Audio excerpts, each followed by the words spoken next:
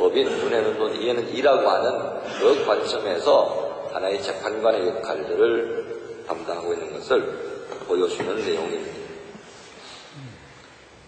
또한 이들은 이제 광야 생활 이후에 각 지파별로 땅을 차지한 시점부터는 그 역할들이 자세하게 구분되어집니다.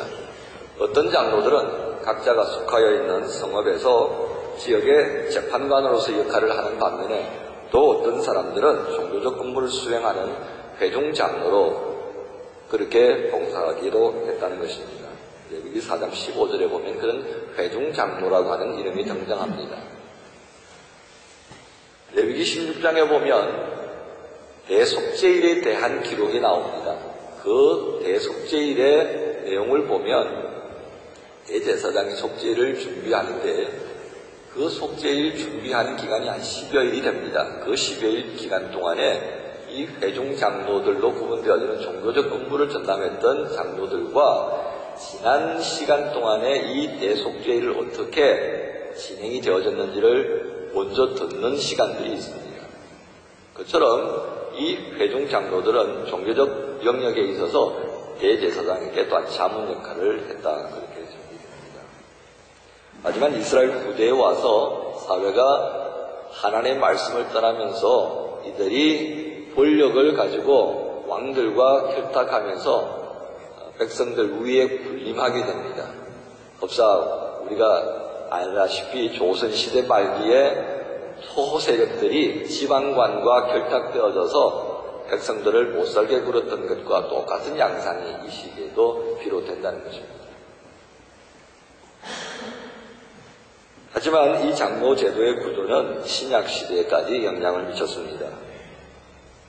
신약시대에 있어서 예수님은 장로 제도에 대한 직접적인 언급은 없습니다. 하지만 이 장로의 체계 속에서 발생되어진 부산물로 우리가 이해하고 있는 장로들의 유전이라고 하는 것을 대단히 비판적인 관점으로 보고 있습니다. 왜냐하면 바리새인들과 사두개인들이 말씀에 근거하여서 예수님을 보려고 하기보다는 장로들의 유전에 근거하여서 모든 것을 판단하려고 했기 때문입니다. 그렇기 때문에 늘 예수님의 말씀과 충돌되어지는 그런 양상이 빚어집니다. 그러한 장로들의 유전을 고집하던 중심되어지는 부류가 있는데 그것이 바로 당시에 존재했던 산헤드린 공회다, 그렇게 말씀할 수 있습니다. 이 산헤드린 공회들은 당시에 유대인들이 70명으로 구성되어졌고 그리고 그 의장은 바로 대제사장이 역임을 했었습니다. 이러한 제도가 예수님 이후 사도들의 시대에 직접적인 영향을 주었다고는 할 수가 없습니다. 하지만 사도들이 유대인들이었고 이 장로 제도에 대한 장단점을 잘 알고 있었기 때문에 그들은 이것의 장점들을 많이 원용한 것으로 보여집니다. 이용한 것으로 보여집니다. 즉 우리가 이제 읽었던 사도행전 14장 23절의 내용이 그와 같은 것을 보여줍니다. 당시 초대교회에서는 집사의 경우에 선출하였던 것과 달리 장로들은 사도들에 의하여서 임명되었다라고 하는 것을 봅니다. 여러분 사도행전으로 한번 넘어가 보시죠. 사도행전 14장에 보면 21절부터 23절까지의 아주 집약적인 내용이 등장합니다. 그 내용을 보면 바울과 바나바가 다녔던 여러 성의 그리스도인들이 생겨납니다. 하지만 바울과 바나바는 계속 그 성에 머무르면서 이들을 신앙적으로 양육할 수 없는 상황이 됩니다. 바로 그들을 위해서 그 믿는 자들 가운데에 유력한 사람들을 임명하여서 그들이 떠난 빈자리를 채우도록 하는 것을 보여주고 있습니다. 이런 내용들과 함께 보여지는 사도행전 16장 4절을 한번 보시죠. 16장 4절을 보겠습니다.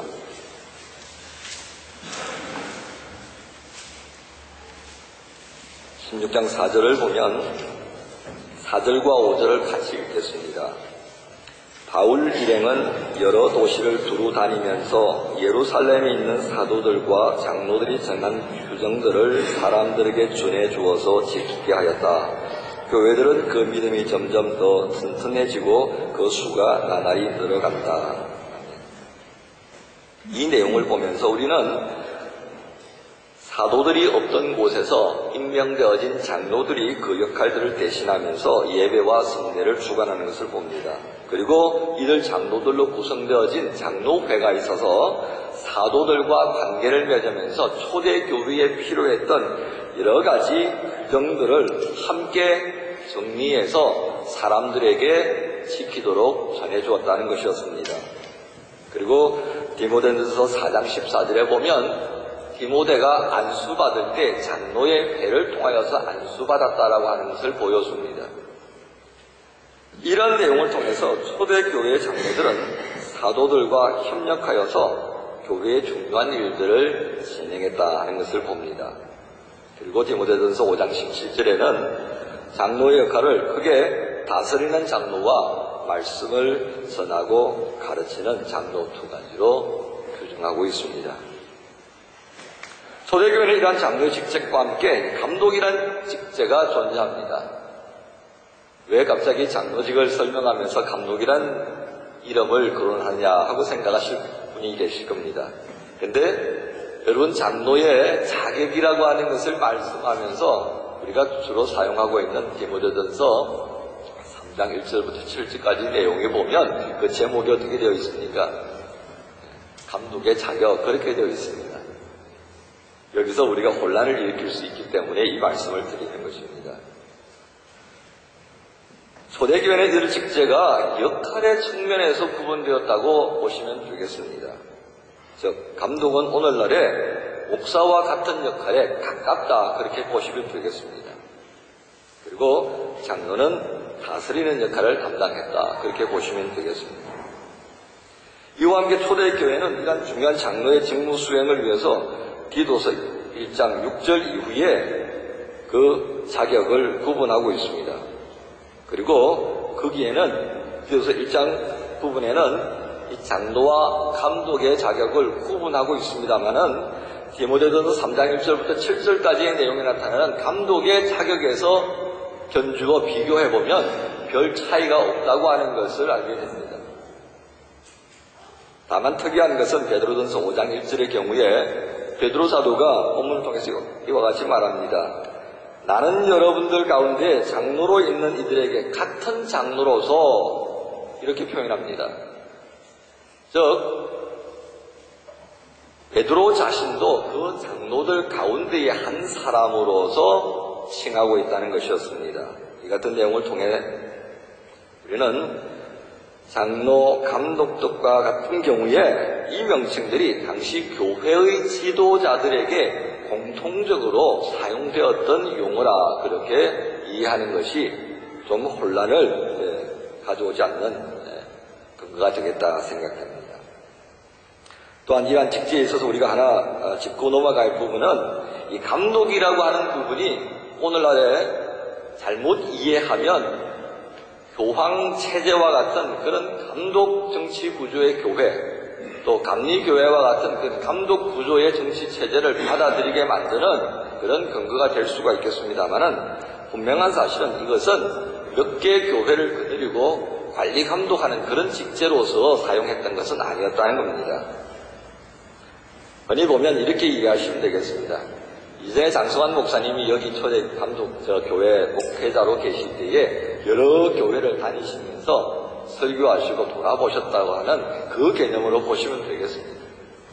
그것은 당시에 목회자가 없었던 상황이었고, 교회는 점점 많이 생겨났고, 그 상황 하에서 붙여져 있는 그런 당시 시대적인 배경에 근거한 호칭이다, 그렇게 보시면 되겠습니다. 이것이 잘못되어져서 오늘날은 한 사람에 의해서 여러 교회가 집이 감독되어지는 그런 구조로 이해되어지고 있다는 것입니다. 그러나 분명한 것은 그것은 아니었다. 결론적으로 당시 이러한 장로는 교회의 지도자로서 이해되는 것이 합당합니다. 이러한 구약과 신약에서 나타났던 장로 제도가 교회의 개혁 과정을 거치면서 새로운 변화를 가져옵니다. 개혁교회에서의 장로 제도는 칼빈에서부터 시작되었다라고 이해하시는 분들이 있습니다. 그러나 훨씬 그 이전부터 이 제도는 있었습니다. 1467년에 보헤미안 모라비안 형제단이라고 하는 개혁교회 그룹이 등장합니다. 이들의 시작은 1400년 당시 체코